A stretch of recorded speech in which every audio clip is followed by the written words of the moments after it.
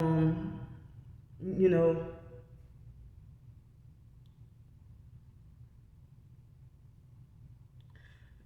I didn't realize the video had prematurely the video had prematurely started a new video. Usually start around this time. At my phone says 26 minutes and 54 seconds right now. So um yeah, so I mean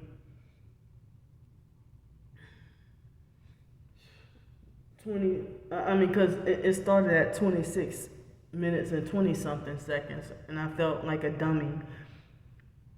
So I be just sometimes it seems like being a targeted individual, it seems like you gotta be forced to spend more money to avoid trouble. You try to do things the cheapest way, and that's the biggest trap sometimes. But you be trying to do stuff the cheaper way, like, or they make sure you're kicked out of or banned from the cheaper restaurants and hotels and stuff, or wherever else, the cheaper grocery stores that you need to shop at and stuff. They want to make sure you're banned or banned from the healthier grocery stores that will improve your health or something like that, But I'm about to get my job soon. I'm feeling all kinds of nervous, excited, happy, but scared and confused and feeling anxiety about the new job opportunity. But once I get my own money, I will be glad for the independence. Be glad and thankful for the independence and not having to ask others. But I still would like to be working on short stories and other writings as a side hustle. Even while I have my job, I still would like to try to do the side hustle and work. Make money, like money on the side and stuff. And people say that Social Security alone is not enough to live off of, and it's not meant, or Social Security or SSI is not meant for you to just live off that one income. And I wish I would have known that years ago. But I have been trying to look for jobs, and people are like, well, you don't want to mess up your Social Security. Well, you want me to be a slave to force low income, super low income for the rest of my life? While you're living on high income, driving your Range Rovers and Volvos, perping people? And the first thing y'all gonna say is, you don't want to lose your benefits. I never asked for Social Security in the first place. The fake foster mom put me on that for her benefit, and she thought she was gonna be taking my money for the rest of my life. You know? She did that for extra fraudulent income for herself. When she was taking my money and telling me that wasn't my money, and then she was never my payee. I had to find out I was my own payee, and she was lying to people and saying she is my payee. She never was my payee. I was always my own payee. And I'm not, mentally defective enough to have somebody else handling my money and stuff. When I get my own place and I pay my bills independently and get groceries, I do all that independently for years.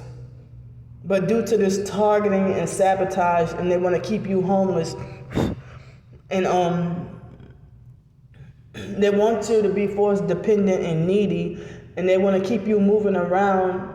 Some people try to make it like, oh, if you move residences frequently, then that's proof you're mentally unstable and crazy, that you can't stay in the same one residence and you need to build roots and this and that, whatever. But, y'all run me out of certain neighborhoods, or run me out of here, run me out of there, keep me on the run. And then people want to say, well, oh, you need to stop running around so much, because if you run around, then you'll look like a wanted fugitive. But then people have a problem with me fighting to stay here in Pensacola.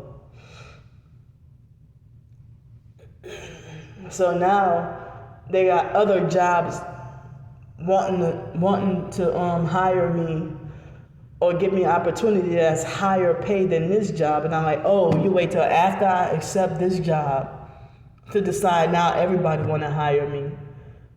But that's like a boyfriend. Once I have a boyfriend, then all the men want me. But then when I was single and by myself, nobody wanted me. So you know, so I mean, yeah, I said that even if I do get that job, I still would like to make a paid side hustle with the Ko-fi or my blog or anything, a side hustle, because I think that even if it's full time, unless I can get overtime, in which I'd be too exhausted and can't even, oh man, it's difficult trying to work 40 hours. But I feel like I need the hours, and the more work, then the less I have to ask for help, you know. So, but the $12.50 that can turn into like $19 of overtime, you know, and that can pretty much help me. But I mean, but I'd be just still kind of barely making it. So I don't know. I'll try to see where this goes and how this goes. But look at the previous half of this video. Well, the video that I did uploaded before this one, you can look at that video, and you can also look at the description box of that video. Excuse me. So I don't even know where else to go besides YouTube and my blog. YouTube and Twitter to promote my ebooks. I don't know how I can do it. I mean, I don't even want to get back on Instagram or Facebook, fake book, or none of them. You know. So I don't want to touch fake book anymore. And I was largely ignored and heavily censored on Facebook too. And I was heavily censored on Instagram. So I mean, I'm be censored on here too. You know, and so I'm gonna go now.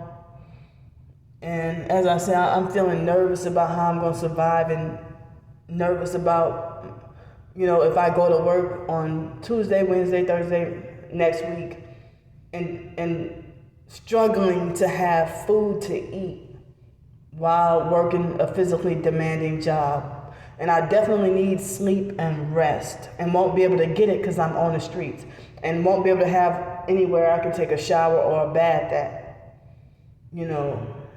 So it would be nice if I could have help with $365 and possibly can stay back at that motel again. But it doesn't look like it.